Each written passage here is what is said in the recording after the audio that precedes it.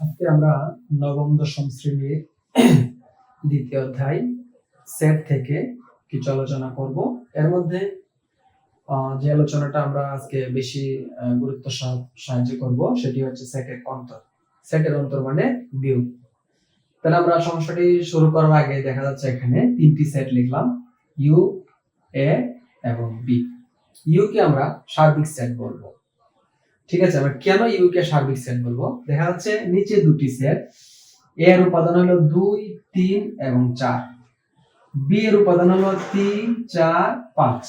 তো এ এবং বি এর দুইটা সমন্বয় করলে যে সকল উপাদান পাচ্ছি সবগুলো উপাদানে আবার ইউ এর মধ্যে আছে। তাহলে আমরা যে সকল সেট নিয়ে আমরা কাজ করব, ওই সকল সেটের উপাদানের সমন্বিত রূপ যদি আবার নতুন আরেকটা সেটের মধ্যে থাকে, তাহলে ওই পূর্বের সেটটিকে আমরা বলতে পারবো সার্বিক সেট। তাহলে এখানে 2, 3, 4, 3, 4, 5 যেহেতু ইউর মধ্যে আছে, সেহেতু ইউটা হলো আমাদের সার্বিক সেট। আর এ এবং বি এগুলা হলো উপসেট। কিভাবে হলো উপসেট? তাহলে ইউ সেটের উপাদান থেকে আমরা তৈরি করলাম নতুন আরেকটা সেট, সেটের নাম দিলাম এ, এবং 2, 3, 4 এই উপাদানগুলো যেহেতু ইউর মধ্যে আছে, তাহলে এ হলো ইউ এর সাপেক্ষে একটি উপসেট। সেম ভাবে বি এর মধ্যে আছে 3, 4 এবং 5 যে উপাদানগুলো আবার ইউ এর মধ্যে ছিল, তাহলে বি সেটটি হলো ইউ এর সাপেক্ষে একটি উপসেট, আর ইউ হলো এ এবং বি এর সাপেক্ষে একটি সার্বিক সেট। তো এই উপসেট এবং সার্বিক সেটের সহায়তা নিয়ে আমরা আজকে একটি অন্তর করতে পারি বা বিয়োগ, অন্তর্মা বা বিয়োগ। তাহলে এ বিয়োগ বি এটা এভাবে লেখা যায়, আবার এ আমাদের বিয়োগ চিহ্ন দিয়েও এরকম ভাবেও বিয়োগটা প্রকাশ করা যায়, যদিও দুটোটার কাজ একই। তাহলে কিভাবে আমরা করব? তাহলে এখানে এর মান বসাবো 2, 3, 4, এখানে আমরা স্ল্যাশ দিয়ে দিলাম।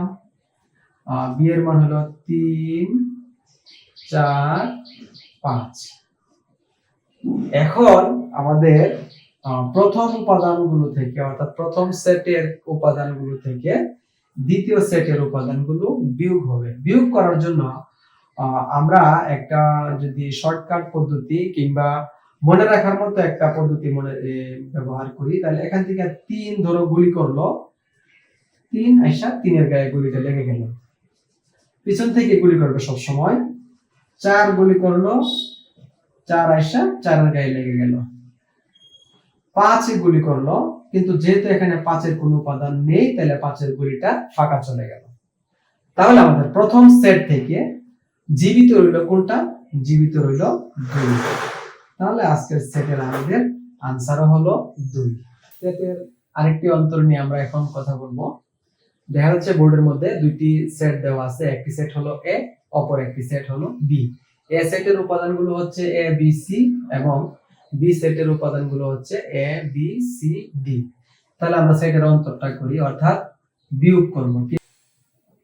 তাহলে আমরা সমস্যাটি সমাধান করতেছি। এ বাদ বি, তাহলে এর উপাদানগুলো লিখবো এ, বি, সি। এটা হলো আমাদের এর উপাদান। তারপরে সেটের অন্তরের জন্য ব্যাক স্ল্যাশ চিহ্নটা ইউজ করব। বি এর উপাদানগুলো বসাবো এ, বি, সি, ডি। তাহলে আমাদের পূর্বের আলোচনার মতোই, যে এখান থেকে এ গুলি করলো, এসে লেগে গেল এর গায়ে, বি গুলি করলো লেগে গেল বি এর গায়ে, সি গুলি করলো লেগে গেল সি এর গায়ে, ডি গুলি করলো, কিন্তু যেহেতু ডি এর সাথে মিল রেখে কোনো উপাদান নেই, ডি নামক কোনো উপাদান এখানে নেই, তাহলে ডি এর গুলিটা ফাঁকা চলে গেল।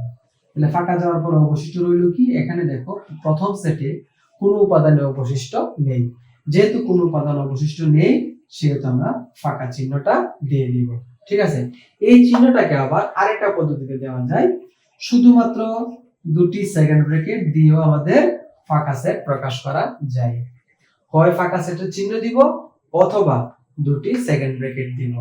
তাহলে এটা আমাদের আনসারটা হলো এ থেকে যদি বি বাদ দেই, তাহলে কোনো উপাদানই থাকে না, অর্থাৎ সেটি হলো ফাঁকা সেট। সেম ভাবে আমরা যদি বি থেকে এ বাদ দিতে চাই, অর্থাৎ বি বাদ এ। তাহলে শুরুতে কি করব, শুরুতে বি এর উপাদানগুলো লিখব, এ বি সি ডি, তারপরে বাদ কার উপাদান লিখবো, বি এর উপাদান, এ এর উপাদান, এ বি সি। তো সেম কথা, এ এখান থেকে গুলি করলো লাগলো এর গায়ে, বি গুলি করলো লাগলো বি এর গায়ে, সি গুলি করলো লাগলো সি এর গায়ে। তাহলে অবশিষ্ট বেঁচে আছে কে, ডি উপাদানটি বেঁচে আছে। তাহলে ডিটি হলো আমাদের আনসার। ধন্যবাদ সবাইকে।